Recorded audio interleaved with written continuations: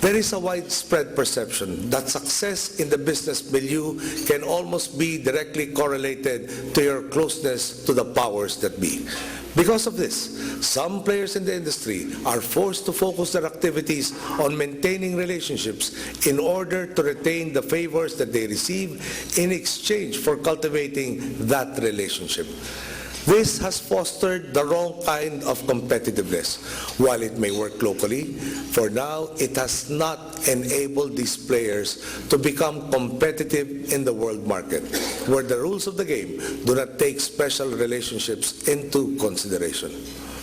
We will encourage free and fair competition in a level playing field. One need not be a crony in order to succeed in the field of business. More importantly, government will not compete with business, nor will government use its regulatory powers to extort, intimidate, and harass. We will transform our systems to foster service to the public instead of making citizens jump through hoops. We will streamline the approval process, not only for setting up new businesses, but also in the regular day-to-day transactions with government, such as the payment of taxes. We will do this on a national as well as the local level. In 2010, our next president will inherit a continually bloating deficit.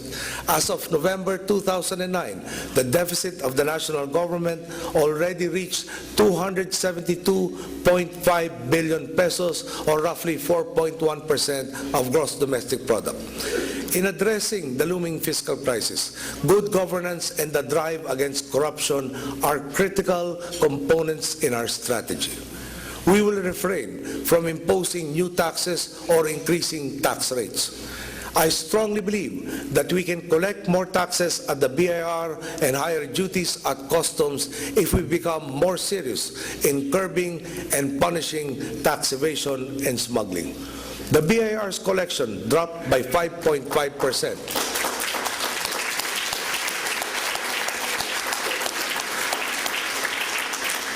while that of customs declined by 16.6%. This is the first time in recent history that absolute revenues have actually declined. Our initial focus then will be to capture a good part of the revenue leaks caused by smuggling and evasion. In this effort, we will not be starting from zero. Be assured that those smugglers and evaders are not faceless and unknown entities. The ideas to improve tax administration and to control smuggling have been there for some time, and some programs have been initiated in the past. One of these successful programs was the Rate or Run After Tax Evaders program. In fact, some of the people at the Department of Finance and the BIR who have tried to implement reforms before are with us now. And together with reform-minded career executives, we intend to put their commitment and talents to good use under my administration. My vision is to transform our country into one where we have lower tax rates enjoyed by all rather than have some enjoy absolute tax exemptions, while we burden the rest of the economy with very high tax rates. I believe that markets are better than government in spotting where the growth opportunities are, and with universal low tax rates, we will encourage entrepreneurs and enterprises to invest and create jobs in any industry. We will, therefore, pursue the rationalization of fiscal incentives early in my administration. There is a lot of room for our revenue base to grow. Our tax effort has gone down from 17% at its peak to a worrisome 13% today.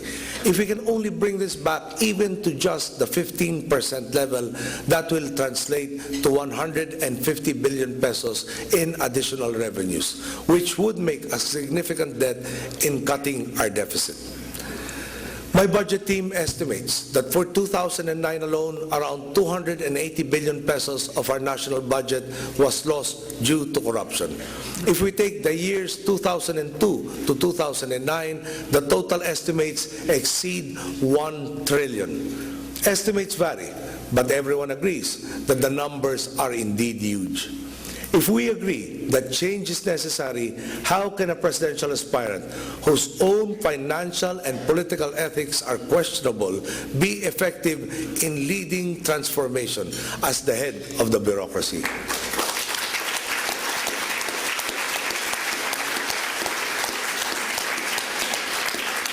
How can a leader who is benefiting from the status quo be able to restore a civic sense and pride in our citizenry? The leader who has used public office for private gain will always be the most committed enemy of change.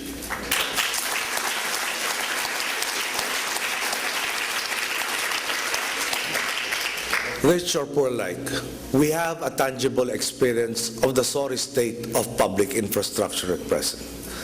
Traffic, which eats up time, which, as the saying goes, is money. Railways are built at bloated cost. Urban transport is constructed, but not enough trains are on track. Our people are the first to experience the effect of something that works, and conversely, something that is badly done, because bad intentions handicap the project from the start. It is time that our infrastructure agencies and LGUs transform into cooperative ventures with the private sector by bringing forth an agreed public infrastructure program based on a cohesive plan that optimizes the value of the entire network. In our conversations with members of the private sector, there has been a lot of positive feedback about possibly working with government on this endeavor. To transform infrastructure projects from sources of waste and scandal into examples of cooperation and efficiency, we will set objective criteria for different types of projects and develop a scorecard that will assess various projects against benchmarks, transparent to the public.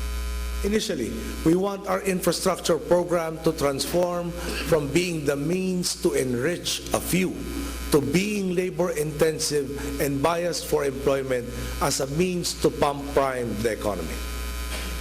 When I read about countries that have invested in their agricultural sectors and succeeded, it always pains me to find that these countries, Vietnam and Thailand to name just a couple, had started by sending their experts to be educated in the Philippines.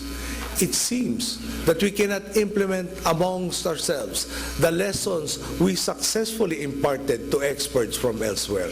This will have to change.